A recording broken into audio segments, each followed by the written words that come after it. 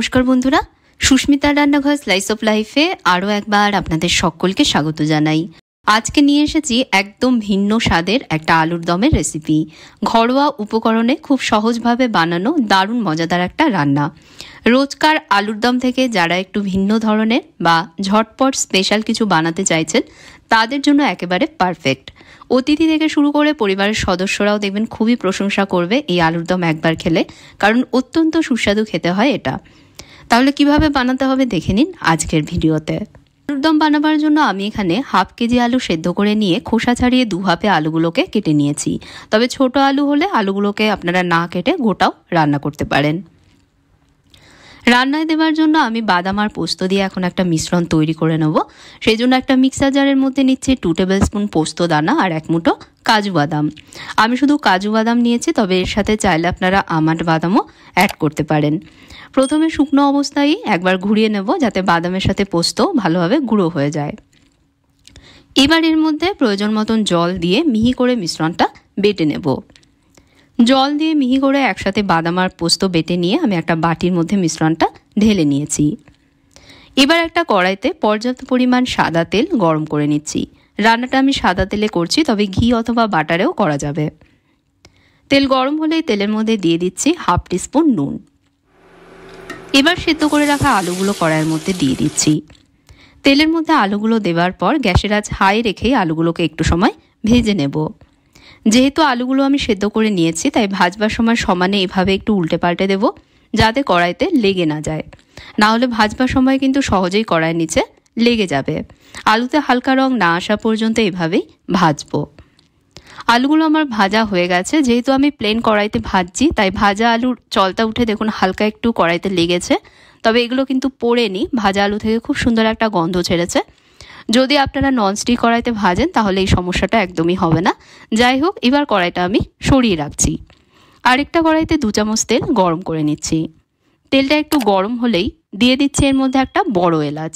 এলাচের মুখ ফাটিয়ে নিয়ে তেলের মধ্যে দিচ্ছি। আর কোনো গোটা মশলা কিন্তু এই রান্নাটায় দেব না। এলাচটা তেলে দেওয়ার পর একটু ভেজে নিয়েই দিয়ে দেবো এর মধ্যে হাফ টিস্পুন হিং। এই রান্নাটায় কিন্তু বন্ধুরা অবশ্যই একটু হিং দেবেন। হিং দেওয়ার পর সঙ্গে সঙ্গে তেলের সাথে মিশিয়ে নিয়ে কয়েক সেকেন্ড ভাজবো। একটা গ্রাইন্ডার জারে নিচ্ছি 1.5 ইঞ্চির আদার টুকরো আর 2টো কাঁচা লঙ্কা।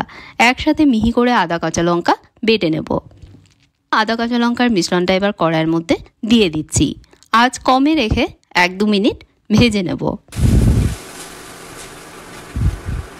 1-2 মিনিট ভেজে নিয়েই দিয়ে দেবো এর মধ্যে আগে থেকে বেটে রাখা বাদাম আর পোস্তর মিশ্রণটা।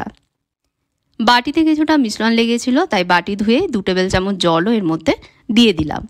এবার সব একসাথে মিশিয়ে নিয়ে আরও 2-3 মিনিট কষাবো যাতে বাদাম আর পোস্তর কাঁচা গন্ধটা চলে যায়। কষানোর সময় আঁচ কমে রেখে কষাবো আর সমানে এভাবে মিশিয়ে যাব যাতে কড়াইয়ে মিশ্রণটা লেগে না যায়, কারণ বাদাম বাটা কিন্তু খুব সহজেই কড়াইতে লেগে যায়। এভাবে 2-3 মিনিট কষিয়েছি। এর মধ্যে জলও দেখুন শুকিয়ে গেছে আর মিশ্রণটার রঙও চেঞ্জ হয়ে গেছে। এখন দিয়ে দেবো এর মধ্যে হাফ কাপ ফ্যাটানো টক দই। দই আমি আগে থেকেই ফেটিয়ে রেখেছি।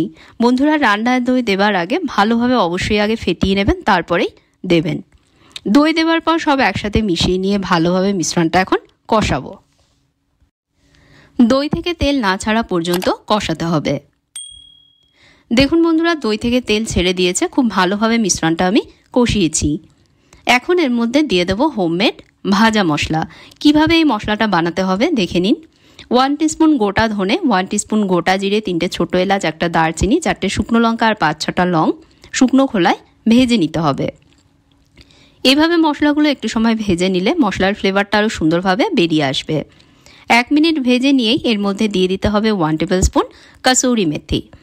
কাসুরি মেথি দেওয়ার পর আরও কয়েক সেকেন্ড ভেজে নিয়েই মশলাগুলোকে একটু ঠান্ডা করে নিতে হবে। ঠান্ডা হলে মশলাগুলো গ্রাইন্ডার জারে নিয়ে গুঁড়ো করে নিতে হবে।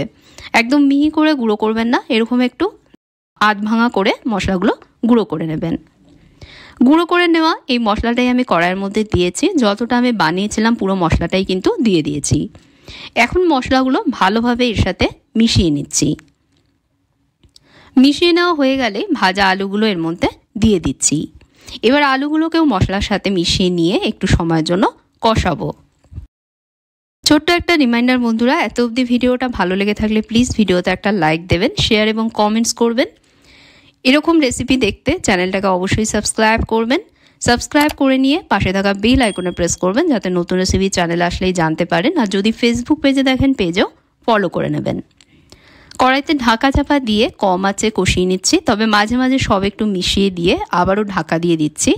এভাবে আমি 2-3 মিনিট মশলার সাথে আলুগুলোকে কষিয়েছি। এখন দিয়ে দিচ্ছি এর মধ্যে হাফ কাপ গরম জল। দেবার পর সব আবারও একসাথে মিশিয়ে নিচ্ছি। স্বাদ মতন এর মধ্যে আরও একটু নুন দিয়ে নুন অ্যাডজাস্ট করে নিচ্ছি। অবশ্যই আপনারা নিজেদের স্বাদ অনুযায়ী এর মধ্যে নুন দেবেন। আর দিয়ে দেবো হাফ টিস্পুন ক্রাশ করে রাখা গোলমরিচ গুঁড়ো। এই রান্নাতে গোলমরিচ ক্রাশ করে এভাবে পরে দিলে অনেক সুন্দর ফ্লেভার আসবে, তাই চেষ্টা করবেন গোলমরিচ পাউডার না দিয়ে এভাবে একটু ক্রাশ করে দেবার। সব ভালোভাবে আবারও মিশিয়ে নিয়ে আরও হাফ কাপ মতন জল এর মধ্যে দিয়ে দিচ্ছি। এবার কড়াইতে ঢাকনা চাপা দিয়ে কম আছে এটা রান্না করব, গ্রেভির ওপর তেল ভেসে ওঠা না অবধি। 4-5 মিনিট পর আমি ঢাকনা সরাচ্ছি। গ্রেভির ওপর দেখুন বন্ধুরা তেল ভেসে উঠেছে। এখন এর মধ্যে দেবার জন্য একটা তড়কা রেডি করে নেব। যেই কড়াইতে আমি আলু ভেজেছিলাম সেই কড়াইয়ের মধ্যেই দিচ্ছি 1 টেবিল স্পুন বাটার। বাটার গলতে শুরু করলেই দিয়ে দেবো এর মধ্যে ছোটো টুকরোয় কেটে রাখা ক্যাপসিকাম আর রেড বেল পেপার। এখানে মাঝারি মাপের অর্ধেক একটা ক্যাপসিকাম আর অর্ধেক একটা রেড বেল পেপার রয়েছে। রেড বেল পেপার না থাকলে শুধু ক্যাপসিকাম নিলেও হবে, দেখতে সুন্দর লাগবে বলে আমি 2 ধরনের নিয়েছি। অথবা টমেটোও দিতে পারেন, টমেটো দিলে অবশ্যই বীজ ফেলে দিয়ে শুধু স্কিনটা ব্যবহার করবেন। মাঝখান থেকে চিড়ে রাখা 2টো কাঁচা লঙ্কাও এর মধ্যে দিয়ে দিলাম। এগুলোকে একটু ভেজে নেব। গ্যাসের আঁচ হাই রেখেই ভাজতে হবে, না হলে কিন্তু সবজিগুলো নরম হয়ে যাবে। খুব বেশি সময় ধরে ভাজবেন না, সবজির ক্রাঞ্চি ভাব যাতে বজায় থাকে এমনভাবে ভাজতে হবে। সবজির কাঁচা ভাব চলে গিয়ে সবজির মধ্যে দেখুন একটা শাইনি লুকস চলে এসেছে। এবার আলুর দমের কড়াইতে এই তরকাটা দিয়ে দিচ্ছি। দেবার পর গ্রেভির সাথে জাস্ট মিশিয়ে নিয়েই একটা পাত্রে এটা তুলে নেব। এই ছিল বন্ধুরা আজকের রেসিপি, একদম ভিন্ন স্বাদের সাদা আলুর দম। দেখতে যেমন চমৎকার, খেতে তেমনই মজাদার। একবার বাড়িতে বানিয়ে দেখুন, পরিবারের সবাই কিন্তু খুশি হয়ে যাবে। ভিডিওটা কেমন লাগলো কমেন্টসে অবশ্যই জানাবেন। ভালো লেগে থাকলে লাইক দিতে ভুলবেন না।